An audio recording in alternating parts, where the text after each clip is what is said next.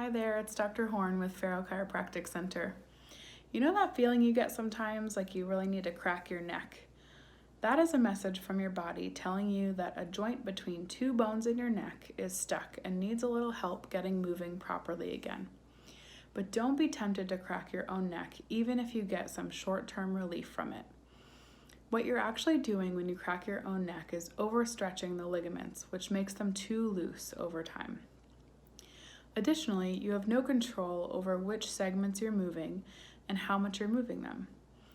What you do need is a chiropractor who is trained to find and fix the exact segments that need to get unstuck. No more, no less.